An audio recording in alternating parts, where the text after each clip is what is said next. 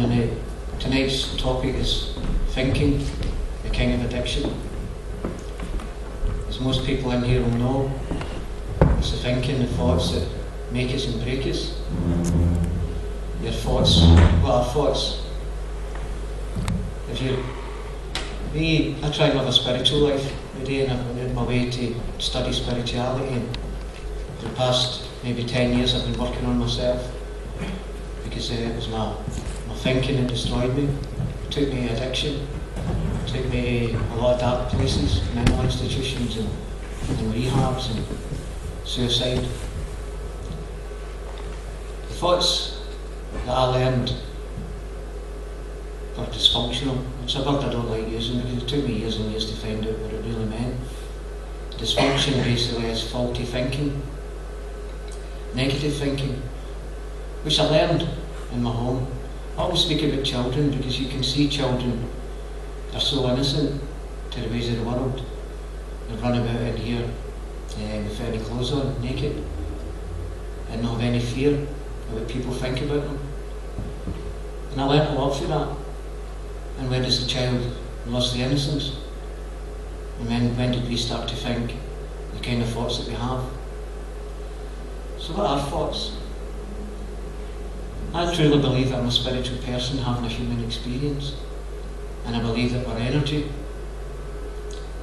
I've experienced that, and what I share in all my seminars and all my work is through experience. It's not taken through books or anybody else, it's through my experience. And through learning to meditate and quiet my mind, I learned that the thoughts are energy, and that we are energy. It's like,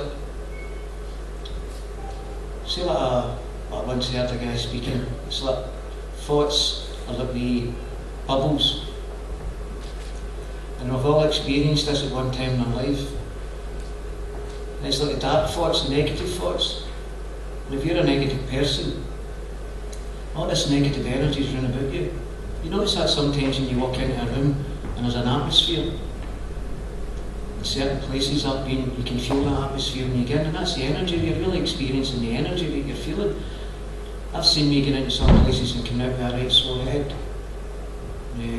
Because of the dark energy, it's been in because of the fear and the negativity, anger, resentment. And if everybody's doing the same thing, and all that energy is causing an atmosphere. And basically if you look around the world and you'll see, and you can go way back to the wars. I looked at all the different wars, and how one person could come up with an idea, and then everybody started thinking the same as this person. You can go way back to Germany, you can go back to Hitler, you can go way back to Attila, you can go way back to the Romans. You can get to this day and age where you experience a whole town or a whole city, and they're all caught up in this fear and this darkness and all that horrible energy that surrounds us. And that's what I pictured is the thinking. If you've been thinking that way since you were 6 or 7 years of age, if you've been brought up in a dysfunctional home and a dysfunctional environment, it's even worse. There are some people that I know have been brought up with good values, ethics and morals and standards, and never had any problem with addiction, never had any violence in the home, but it turned out really dysfunctional. So the thoughts that we have in our head come from the childhood. It's an accumulation of all the thoughts that we've been hearing since we were children in the home, in our house, in our environment, in your work, at school, everybody you befriend. So all these thoughts that we have are stored in here. Sometimes I've even seen myself going, where did that come from? What am I doing thinking that? And it just comes in with that thought. And you can get way back. Thousands of years ago people were speaking what I'm speaking about just now. It's just that nobody teaches you. Nobody talks about the thinking being the addiction. It takes you into all sorts of other addictions. And we think it's normal to have these thoughts.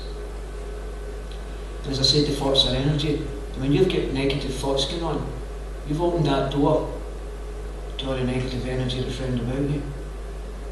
And probably some people in here have experienced what I experienced, with 2 voices going on in your head at one time, maybe 3 voices, going on in your head at one time. And we don't understand it. And we end up medicating on it, taking drugs, alcohol, anything just to take that pain away. Sometimes you get into people's houses and the television will be blaring, and that's to drown out that voice in the head, or the music's up full and listening to heavy music, and it's to kill that voice in the head. So it's the thinking. You look at your thoughts, and sometimes you're very positive, sometimes you're feeling really good about yourself. Nobody says to you, you created that. You created that energy, that positive energy, through your choice of thoughts. If you believe, like I did, that I was just a human being and thinking was just thinking, I went through my life blaming everybody else for my own thoughts. I wasn't taking responsibility for it. I'd blamed my whole life, and I saw what the thinking had done to me, where it took me. And I believe most of the people that's turned out tonight have been in the same boat as myself. That's the reason you come along to find out why is thinking so damaging to us and why can it be so rewarding. In the spiritual world, they call it the ego. What is the ego? The ego is when you identify with your own thinking. That's the ego. When there's thoughts coming through your mind and you're identifying with it, like, I'm no good. Where did you get the evidence from? So that's the ego. This always happens to me. I'm a bad person. I've never got any luck. And you see, and also the ego is, I'm really good. I'm better than anybody else. And I'm better than him, and I'm better than her. And that's also the ego. And that's thinking, thoughts. You've also got the thoughts where we totally destroy our spirit. Self-condemnation, where you punish yourself severely. It's become a habit now, the way you're destroying yourself through these thoughts, causing depression, anxiety, fear, sometimes taking us to suicidal tendencies, where we end up wanting to take our own life, which I've tried on numerous occasions because of my thinking. Then you've got the shame and the guilt stemming from your childhood. Sometimes the thoughts can be so powerful that they overwhelm us, and that's when you end up really, like me and myself, insane, where I was locked up in 3 mental institutions because of my thinking. Psychologists, psychiatrists try their best, but unless they understand themselves, how can they understand me? Because I was getting told I was clinically mentally insane, and I wasn't able to get out of these places. And I stand here today because I learned to sort my thinking out. You look at the thinking when things are going their own way, we're really happy. Everything's going rosy in the garden. And you're so grateful. Or are you so grateful? Because with gratitude, nothing can touch you. No ego, no darkness can come near you.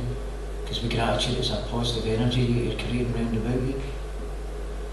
Sometimes we fail to look at what we're grateful for. We don't think. It's usually when we see other people, we feel sorry for them. And we see people who are worse off than us. And feeling sorry for people, for me, just made me feel bad. I can empathise today, and that's what we try and teach other people, is to try and fit yourself into that world, that person's feelings and emotions, and into their shoes, and try and understand where they are, because you've obviously been there, because every human being has got feelings and emotions. Every human being, no matter where we come from in life, we just learn to deal with them in different ways, the way we've learned to deal with them. So when you're a child, and you're seeing this, listening to everything that's going on in your home, because that's the only way you can learn, is by listening and watching, and what you see, what you hear, you learn, it becomes normal, it becomes a habit. And the people that we befriend in our lives, you see like attracts like, usually thinking the same as us. And that's where the collusion comes in, where we begin to collude with one another and just agree when we know we should be disagreeing. What about the thoughts I sent a wee blog on my Facebook last night, asking people to watch their thinking before they go to their bed at night, because your morning can be the most damaging part of your day. If you don't set yourself up in the morning, your whole day can be ruined because of your thinking. And what you've took to bed with you at night, the way you've been thinking at night, is what you're going to wake up with in the morning, because you're taking that energy with you. That's why sometimes at night we can't get to sleep. There's thoughts racing on in our head, and nobody's ever told you can stop that. Because like me, most people say, I can't. The famous Glasgow.The, I can't stop that. I can't change. I can't do this. I can't do that. Now you're telling yourself that. And thinking is what makes us today. That's why I stand here today. 20 years ago, I never thought that in a million years I'd be standing up here speaking to people. 5 years ago, I'd have been disappointed, upset and hurt with anything at all, because of my expectations I had, because I expected people to be like me, to think, act and behave like me, and I reacted in an angry, aggressive way when they didn't, because nobody told me that was wrong to be thinking that way. As a child, when you're learning this and you're listening to this and you're growing up, one word a parent, a sibling, a friend, member of family, aunt and uncle can say one word, and that one word can stick with us the rest of our lives. And unknown and unconsciously, that one word has destroyed your soul and your spirit. That you're no good. You're a waste of time, you're a waste of space, I wish I didn't have you.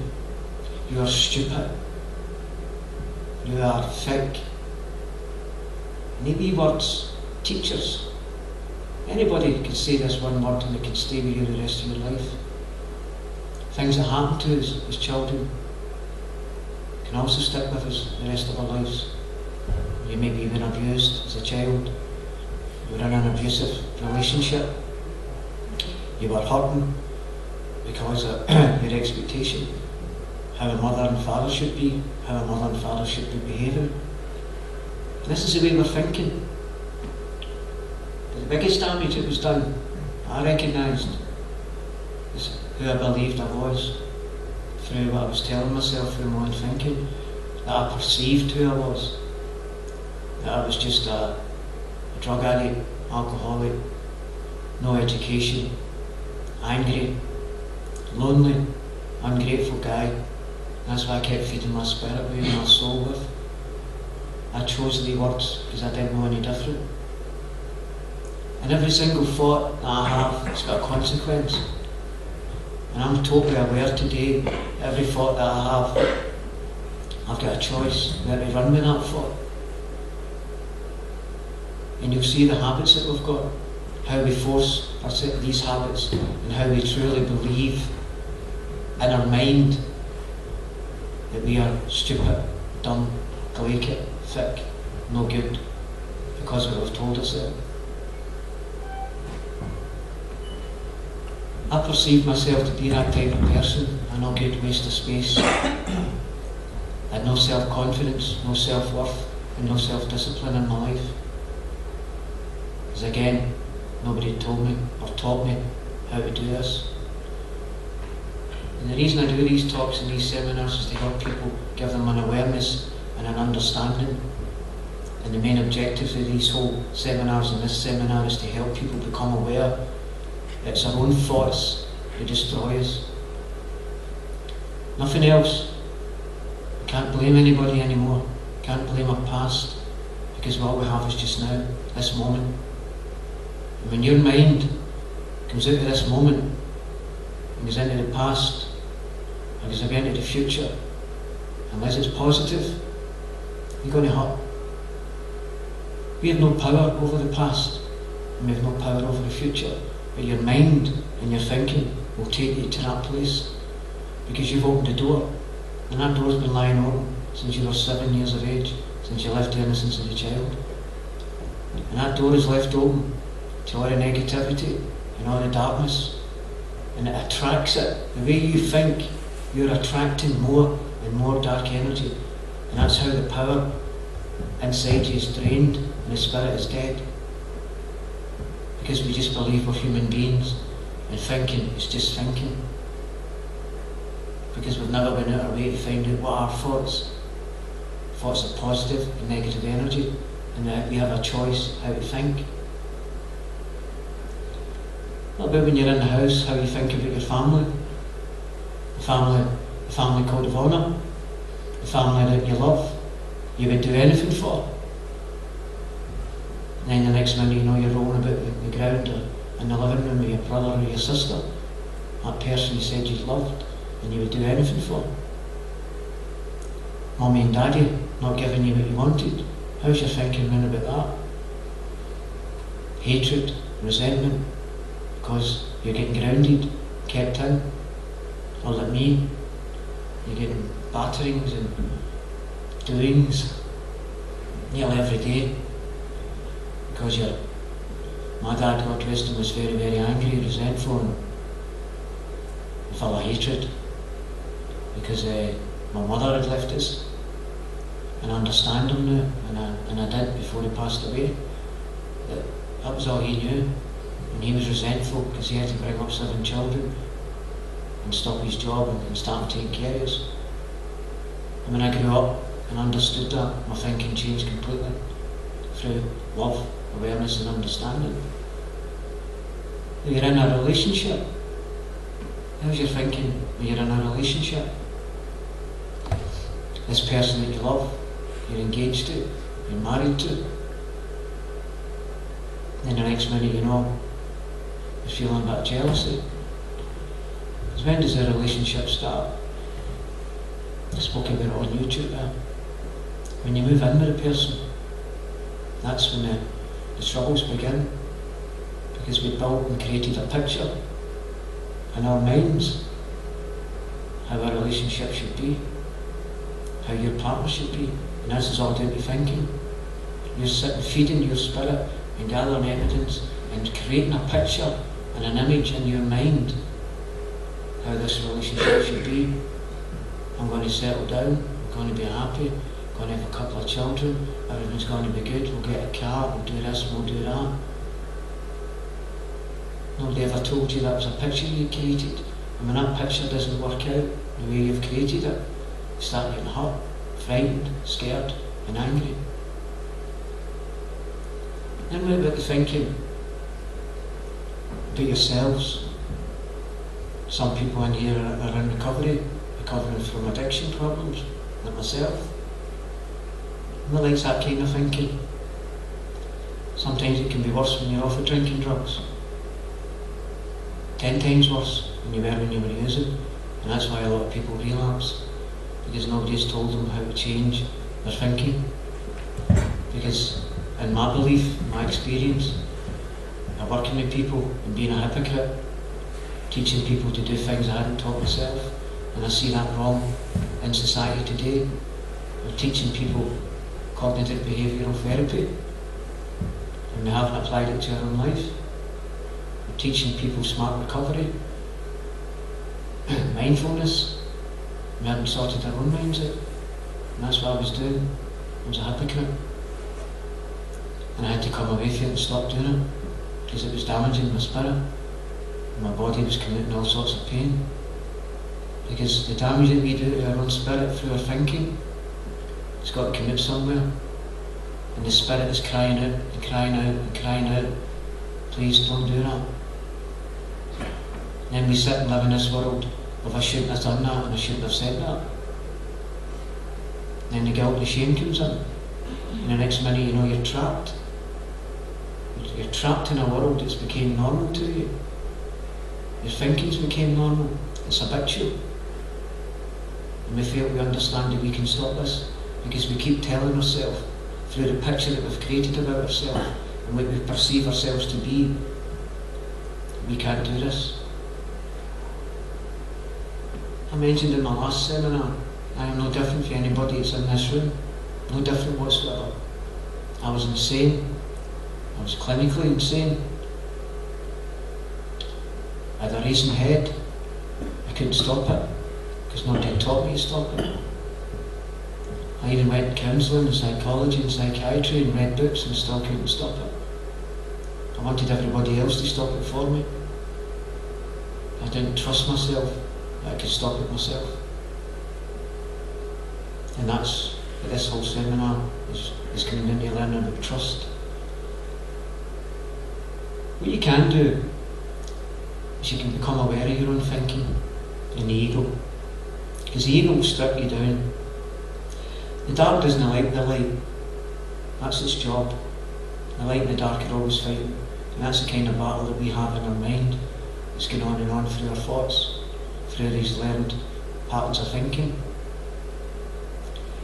And the ego's really good at what it does. Once you become aware of the ego, and become aware of your own thoughts, that's when you can change them. And believing that you're a spiritual person will stand you in good stead to do that. Because your body will show you that you're a spirit. Because the spirit shakes inside. And we've all experienced that trembling inside, that fear. And the spirit's trying to say to you, don't do that. Because what's going on in the body is came through the mind. And if your body is your tool, the spirit is letting you know. When you feel that queasiness in your stomach and you're shaking, it's because of your thinking. And what do? We just run with your thoughts. And we've been doing that since we were 7 or 8 years of age. And the thoughts have absolutely destroyed us. Then you go to the doctor, and the doctor will medicate you, prescribe medication. And that way you're not learning anything about your own thinking. You're not learning how to be responsible. But you can change your thoughts, the same as you change your mind, the same as you change your dress and your jacket and your trousers. You can change that. And nobody's ever taught us how to do it.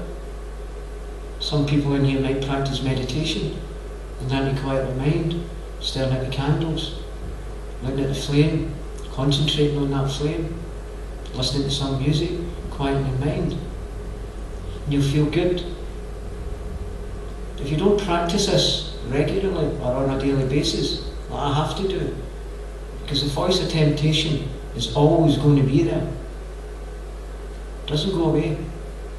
It's always going to be there, because that's the dark's job. It's to destroy you. But the light and the power that lies within you has got more power than the dark. And that's why I stand here today. I looked at my thinking and I seen where it took me. It took me into resentment towards my family. It took me into resentment towards other people. Jealousy of other people. Wanting what other people had. And believing in my mind, if I had what they had, then I would feel better. Really believing that. And get way back to school days, because we were brought up very poor. You're not knowing, you're unconsciously not knowing as a child what you're doing, and the people that I befriended were all, as I mentioned earlier, all thinking the same as me. So I was looking at other people and seeing the clothes that they had, and then more money than me, and I was only young. And I started stealing. And my granddad, rest her, she brought me up, she was like a saint, she was everything to me. And she brought me up with good standards. I'd already learned and saw and heard a lot of violence and stuff in the house. And it was like a dark fight in the light all the time. I seen me going and stealing. I seen me going and stealing snowdropping, as we call it in Glasgow, stealing other people's clothes off of washing lines, so that I could fit in and be liked. Because my mind was telling me I had to have the same as other people. I look at my thinking at school, and I kept telling myself I couldn't do that. I couldn't do that, I can't do this. And I started cheating. I started stealing other people's books and getting people to copy things for me. And then I learned a trade. And I done the exact same thing. I chucked a trade because my self-confidence I had none. Because I told myself I had none. When I came into recovery, I started learning to read and write at 35 years of age, and I couldn't read and write. That lifted my confidence. For nearly 28 years, I told myself I couldn't read and write. Everything is down to your thinking. Nothing more, nothing less. Every single thought that we have has got a consequence. And I hope that you take that tonight and remember tonight that every single thought that we have will make you and break you. Nobody's ever told us to challenge yourself, to look at your thinking. And it's like a chain reaction. What you see and what you hear, mentioned in other seminars, it causes a chain reaction. If you see something good, you hear something good, it's a good feeling you get. When you see something negative or bad, or you hear something negative and bad, it sets off that chain reaction and it hits you in the stomach. That horrible butterfly feeling, that's the spirit saying to you, your mind, you need to change that thought, that's going to be there the rest of the day. But we don't trust ourselves that we can challenge that thought and change that thought. Because we just go out of habit and running with that thought. And every bit of damage that happens to us starts with one thought. Just one thought. And we'll run with that thought. And that thought can get into a paragraph, can get into a page, and can get into a book. And if you take these thoughts to bed with you at night, you will wake up with that in the morning. If everybody in here has experienced that. That's why I always say to people, prepare yourself at night before you go to bed and prepare yourself in the morning. If we don't trust ourselves that we can do this, then we'll stay where we are. That's fact. That is fact. You see us going to the doctors and we see us going to psychiatrists and counsellors and stuff like that to help us with our thinking, how we can't deal with relationships, how we can't deal with life, how we can't deal with other people. Has your thinking kept you in the house? Or you've isolated yourself? Has your thinking stopped you from growing? Has your thinking prevented you from opportunities where you could have learned? This is the kind of things we need to ask ourselves. What's my thinking done to me? And why am I here today? And you'll see, if you choose a thought, I'm going to go along and see and listen and see what I can take from this. Because it's about life experience. And everybody in this room has got the same experience as me and the same power that runs through me, runs through everybody in this room. But if you mentioned earlier, if you really believe you're just a human being and you're not a spirit, then you will find it difficult. Because the power of spirit is the power of positive energy. And believing and knowing that sets you free. I look at my thinking and the relationships I had with my family and friends and the way that I used to think and what it done to me. I look at my thinking in other relationships with partners, previous partners, where my thoughts, I can remember going out and following a couple of ex-partners of mine because my thinking told me that they were up to something and they weren't. In my head it told me that. I ended up losing every relationship I had through my fear. Because it's not really jealousy, they say. You're jealous in a relationship. It's not jealousy, it's fear. You're not jealous of another person maybe dancing with your girlfriend or your wife, or vice versa. It's fear. And that person's going to take your partner from you. You walk in, for me speaking personally, you're in the scene a handsome looking guy, you're not asking your girlfriend. Years ago I used to go and say, oh, you're where are you hanging? You're gone, you're not dancing with her. Total fear. Then your partner's looking at you and next minute you know she's got a jacket on and she's away home. Because of my fear. And as we all know, fear is just an expectation.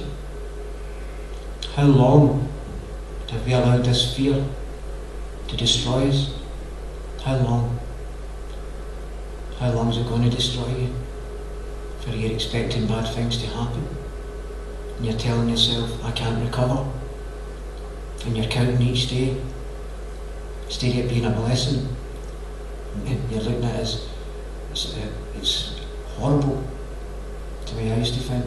Dreading getting up each day out of my bed. Dreading having to get into company. I can remember getting into a group work setting one time and being asked to sit in a group. And the fear was unbelievable. was sweating, shaking, red face, embarrassed. Because of what? Nobody said that to me. I was thinking it. Thinking that everybody was better than me. Telling myself I was no good. Because that's what I believed Gerry was no good. He was just a waste of space. And everybody was better than me. And you wonder why we end up caught up in addiction. And we've never recognised that our own thinking is the addiction. It's took you there because of what you believe. You look at families, as I mentioned earlier, how we short about, and how we see our family, how we think about our own families to this day. Some of us might not even want to speak to our parents again, or brothers and sisters, because of what they've done in the past, because we won't let it go. We just won't let it go. The expectation that we have of the family. How dare they look at my life in the now, the present. Look at the state of my life. This is their fault. It's my mum's fault, it's my dad's fault, it's my brother's fault, it's my sister's fault. It's nobody's fault. It's part of evolution. It's part of life. We're put here to learn lessons. And tonight's lesson is, look at your thinking. And the main objective is the awareness and the understanding that you can truly change your thoughts, which will change your life and change your whole perception of yourself. Change your thoughts, you'll change your life. That's fact. But how do you change it?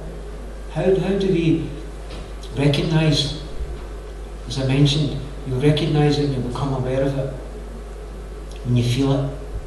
And that's your body, the spirit giving you the sign that you've let your thinking go. Try and catch it. What I do today is I forgave everybody that I believe wronged me. Family, I don't blame them anymore. I don't allow my family, people I believed wronged me, anybody that goes way back, I don't blame them anymore for how I feel. I can't blame the past for what's going on in my life in the present, and the here and now. What happened in my past is a lesson for me. I have no power over the past and I have no power over the future. I only have this moment, this present moment, and that is the most important thing in my life, is the now, and learning to live in the here and in the now. Because the past and the future destroyed me. That's where my mind took me. But living in the here and now, there is no pain.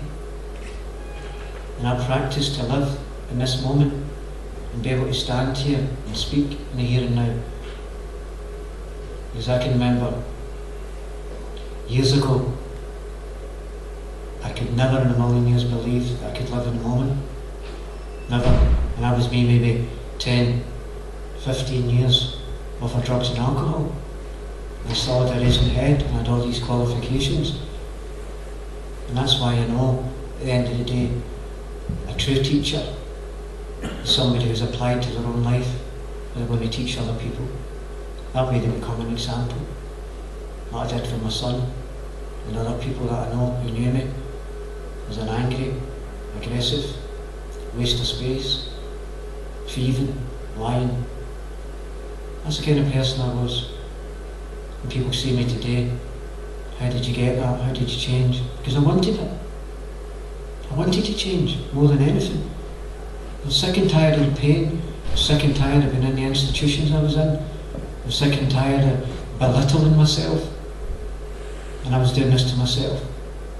Nobody had ever told me, you don't have to do that. You can change. You can stop that. I didn't know how to stop it. Qualifications meant nothing to me. I'd never used any of it in my life. I used my experience of pain. The pain that I went through in my life, I share with other people to try and help them get identification, where they can release that pain and become masters of their own mind through being responsible for your own thoughts and looking at the addictive way that we think towards ourselves and other people, and how we see ourselves and other people. Where do we get the evidence that we're no good? Because you told yourself, and other people have said it, and you believe in your own mind what you're telling yourself. You really believe it. I did. And I've been working with this field of addiction and mental health coming up 20 years now. And I've experienced it with nearly every single soul that I've worked with. Where do we get the evidence that we can't change? That we can gather all this other evidence that we're no good, and we can't recover, and we can't keep our recovery, we can't trust ourselves because we tell ourselves we can't, I can't. Why do we end up with mental health problems? Because of our thinking. Why do we end up depressed and suicidal? Because of our thinking.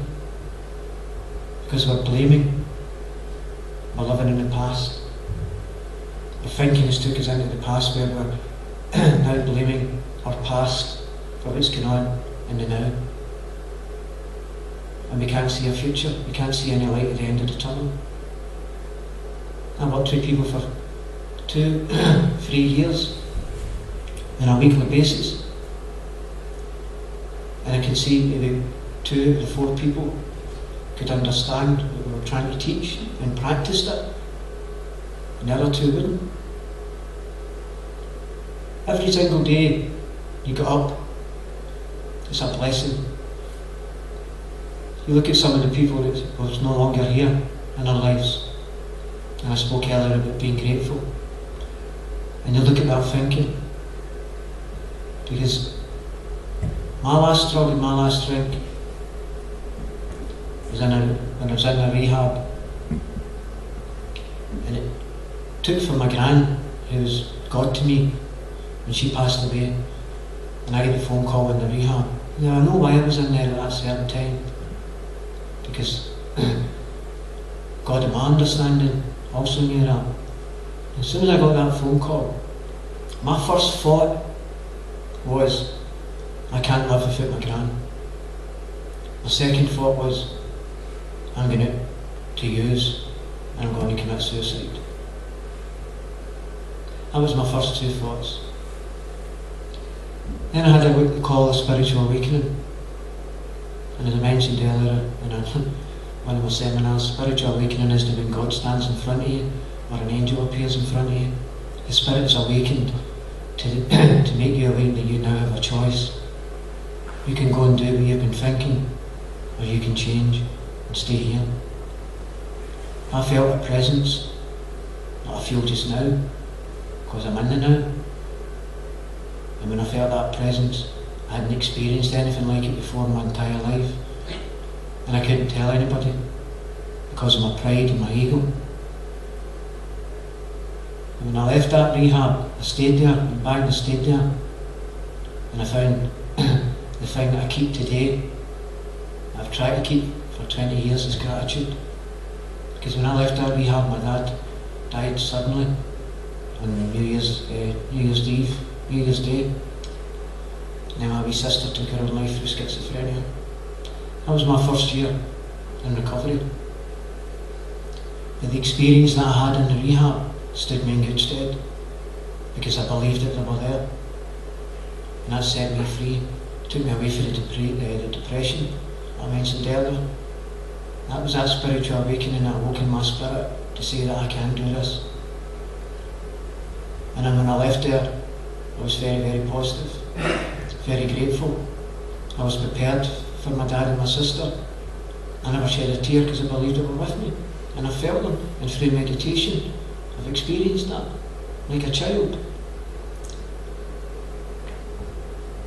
I do lots of voluntary work. I've been doing voluntary work since I came into recovery, and I do some voluntary work at a nursing home.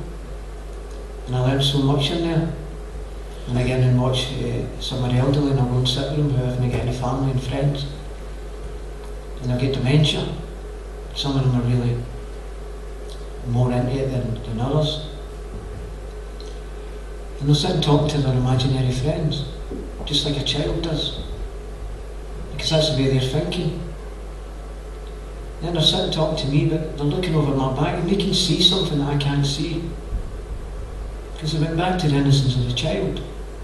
They have no worries, no fears, no resentment, no anger. just like a child holding their dolls in their 80s and 90s. So innocent, laughing, carrying on. But they can see things like an innocent child can. When your child is maybe 4, 5, 6, they're sitting talking to their imaginary friend and they're playing and talking. Who is that they're talking to? We can't see because we're not innocent anymore, but they can see. And when you look in a pram and you see a newborn baby and you look into that child's eyes, you'll see the light shining, shining, because it's so innocent. And that's like everybody in this room. We are all innocent children. It's just the way we have learned to think has destroyed us and took us to dark, dark places. Sometimes you have to go to the dark to find the light. And sometimes the only way to find the light is when you're in the dark. Because the soul is crying out, please set me free. So how do you get free? You get free with choice. With becoming aware that your own thinking has destroyed your soul. And our tongue is destroying other people's. Because when we're unhappy, it's other people that get it. We take our unhappiness out on other people, and it's usually the people that's nearest and dearest to us, that we love, we say we love. And what is love? For me, it was when I was getting my own way, because I was selfish and self-centred. I wasn't aware of that. I thought I was a nice person because I was kind-hearted. But I was selfish, inconsiderate, didn't care about anybody else's feelings. Because of my thinking, because I was really, really unhappy with my life. I didn't know how to change. I couldn't stop the voice in my head. It was every single day I was dreading a day. I didn't want to get up in the mornings. I was dreading it because of my own thinking. Going into the past I mentioned earlier about my family and how it was their fault. Things that had happened, places I had been, situations I'd been in. Going back to the people, the places, the things and situations that I blamed for my thinking in my life. And when I learned to stop blaming and take responsibility for my own thinking and began to practice change, I found an inner peace. And we've all experienced that peace. When you look at the thoughts that come in, some of them, some people live in amazing conflict every single day, a hostile life where you're trapped. And we're totally punishing ourselves on a daily basis, and we think it's normal, it's okay to do that. Look at the fear we allow to control us in our lives because of our thinking. And we start worrying about when the money is running down, things aren't going right at work, you maybe lost your job. What do you start saying? What do we tell ourselves when this happens? What am I going to do now?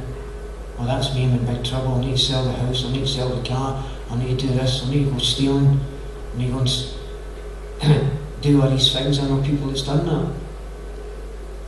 Because human being never believed in the Spirit, never had that faith in the Spirit, never had that faith and trust in themselves, or a power greater than themselves.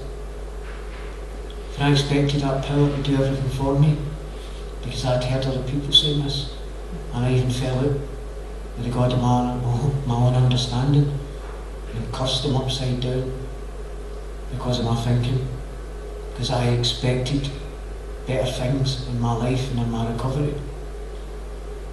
And I had nobody else to blame. People, places, things and situations I dealt with. So the only one that was left was the God of my understanding. So he got it. That was the worst mistake I ever made, falling out with him. Because I'd listened to other people my whole life, and I was brought up with their God, the God of their understanding. And it's a completely different experience with the God I have today. The God I was raised with and brought up with was separate from me, with a God to pray to in the sky. The God I have today, that I've experienced and felt, and His love and His healing is in me, through Him, with Him and in Him. And I'm never alone. And through changing My thoughts, I began to get healing through my Bell's palsy 7 times, spondylitis in my spine, burning on my stomach, and all the other things that happened to me. Because I'd learned the spiritual way, healing way, instead of the earthly way. You're going to my doctors and getting tablets and medication. Yes, sometimes you have to do that. Sometimes you'll have to take the tablets and the medication. But the body takes a long time to heal. The same as the mind. And this is something that most people never speak about. But it's my experience again. When you've been thinking the same way since you left the innocence of a child, and you come onto the spiritual path, because you know you're going to get healing, the body takes a bit of time to heal because it's been reacting the same way for maybe 20, 30 or 40 years, and it's the exact same with the mind. Sometimes you will see your mind will be racing and your body won't be reacting, and sometimes you feel that craziness in your stomach but your head will be clear. Now that's a healing process, because the spirit and the universe, they saw you've now taken action and you're wanting to be healed and you want to get well, so they can intervene because you've opened your mind, and that's the only way they can come in. The same with death. When I lost friends before I came into recovery, I used to sit and cry like a big baby and drink and take drugs to kill the feelings, because of the way I was thinking. My mind was telling me, I'll never see them again, I'll never see them again. And there was a terrible, terrible fear of death, because I didn't know what I knew today, and I hadn't experienced what I've experienced today.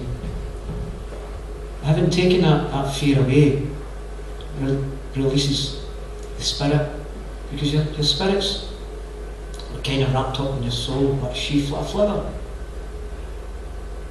The more work you start doing in yourself, the more spiritual work, the more positive attributes you're filling your spirit with, and the things that you start to do, finding new hobbies and new interests, the soul opens up and lets the spirit free, and it opens up like a flower, a beautiful flower. It takes its time but to open, and bit by bit you'll see each day you're feeding your spirit with loving, caring thoughts of gratitude, seeing the good in yourself, starting to see the good in other people. You will then see and experience what I'm talking about. So please don't sit and do what I used to do, and sit and judge people who are speaking and listening to people and CDs and going on YouTube and listening to spiritual teachers and things like that. And I judged what they were saying because of my thinking, because I had never even tried what they were saying to me. But I judged them because that was not my experience. And I see that today. I can do it, I still do that today at times. I have to catch myself. And what I'd done then was I had judged other people with my standards because I was in so much pain. And when we're in pain, we want that quick fix. But some people will go for Reiki, some people will pray. What I do, you go for the healing of the hands, you go for acupuncture, and it's a quick fix. You feel good when you come out. But see, if you're going to renew your mind and change your whole mindset, and then go for the Reiki and the acupuncture and the healing out of the stones, what a difference! What a difference you will then experience with the Reiki and all the other things that are about. Because it's the mind that destroys you, and it's the mind that will break you. And get back into the relationships, what I see is one of the major problems, especially in Scotland. We must be a country that's got the most divorce and separation for a small country of 7 or 8 million people, because of the picture that we created in this relationship and how a relationship should be, because what you fed yourself with and told yourself with. And when this relationship doesn't work out, people are taking their own lives because of the picture and the expectation you put in your partner, because of your own thinking. And it destroyed you. And I lost all my relationships through my own thinking, through my own fear. Fell out with my family where nobody wanted to speak to me, because I blamed them for what was going on in my life. I blamed them for my addiction. I blamed them for all the pain. I blamed them for not having an education. I blamed them for being stupid and not having any confidence or self-worth or self-esteem. But it was me, my thinking, the way I'd learned to think. I don't blame anybody anymore. And that's how I found the freedom. Because I learned to take responsibility. This is my thoughts. This is my life. This is my journey. This is my path. And it's a spiritual path. And sometimes the lessons that we get on this path we don't like. And then as soon as we don't like it, we start to blame. And then when we start to blame, we've came away from being responsible and we're going to hurt. And I choose not to hurt today. I choose every day when I get up, I'm going to have a good day. I'm going to be happy. Happiness is a decision that I make every day. My choice is to be happy. To learn to live in the now, in the moment. This moment is difficult. Change is difficult. Changing your whole thought process is difficult. Nobody said this path was going to be easy. Perseverance, trust, humility, willingness, an open mind will get you there. And that's the choice that we have. We can either start today, tomorrow. We'd have to start sometime. Because if we don't, we'll stay where we are, trapped in a life of total confusion, hurt and pain. And this is your journey. It's your path. Everybody in here has got an opportunity, as from tonight, to go away and look at your thinking. And the second part of this talk, seminar, I'll get into how to recognise it through feelings, through a willingness and a desire. Because surely the pain that we've suffered in our lives to this present day has been enough for us. However days, months, years you've got left in your life, you can make it the happiest, whatever you've got left. Make it joyful, peaceful. It's a choice. And all it is a thinking. But you'll see that all the things that we have to change, the thinking will probably be the most difficult. But I can guarantee you, if you practice it on a daily basis, every day, you'll become the master of it. That's a promise. Because words and thoughts can't hurt you anymore.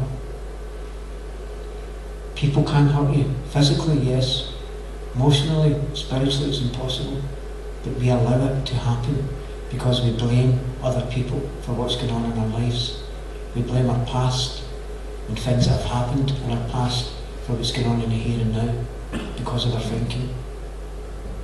Remember, it starts with one thought, and that one thought will lead to another thought. And we have got to recognise that thought, stop it, challenge it, and master it. And you will find an inner peace beyond your wildest dreams.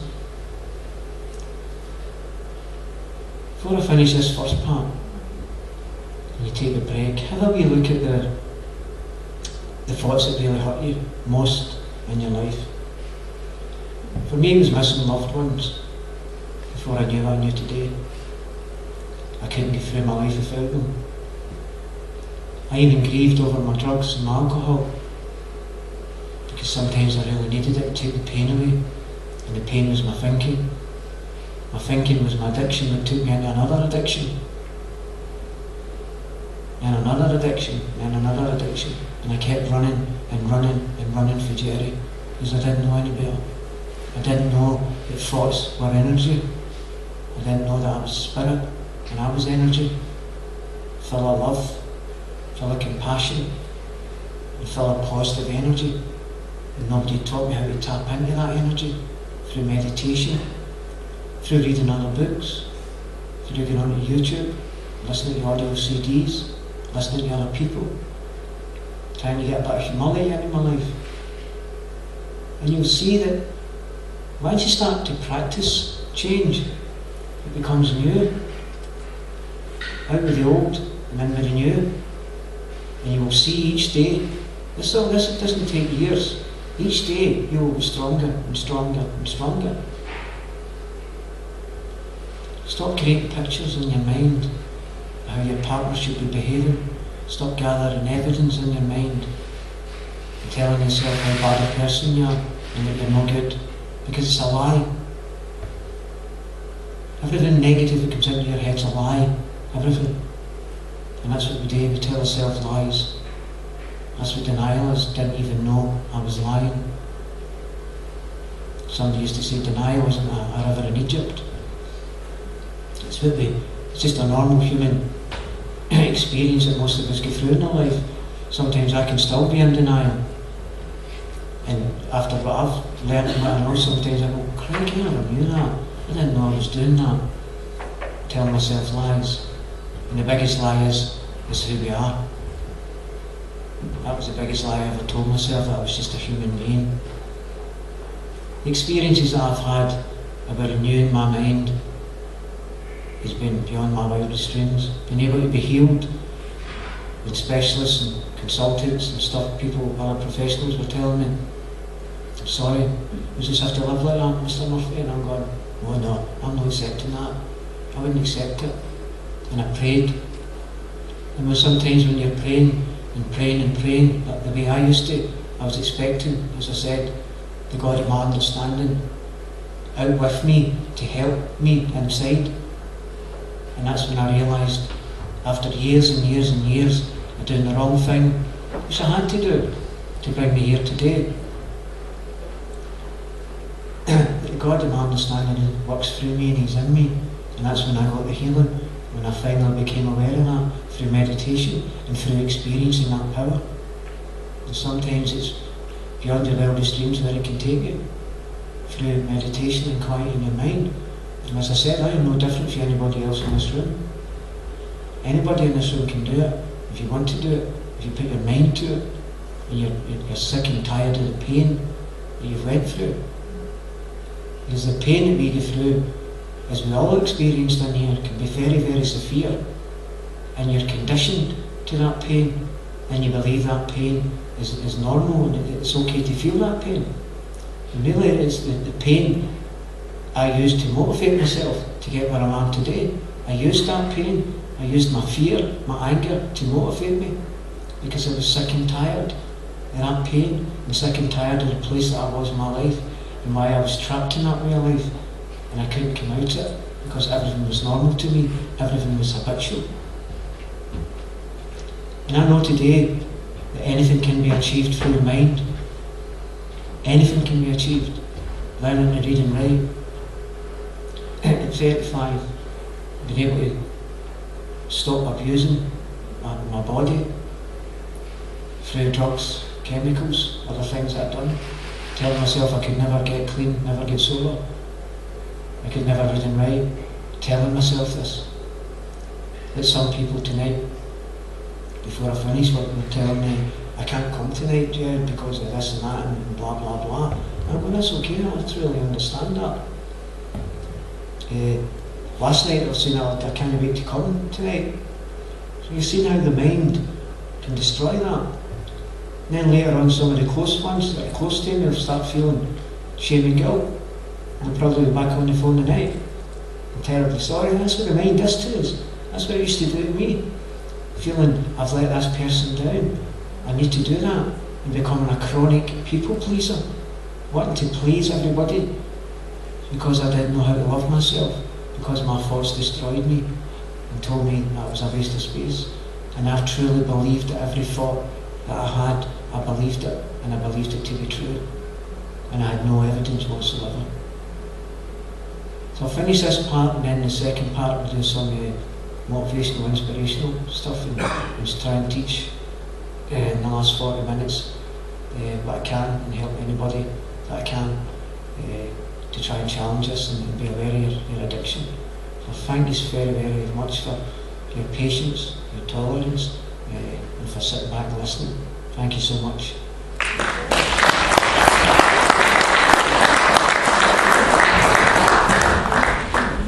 Teas and coffees.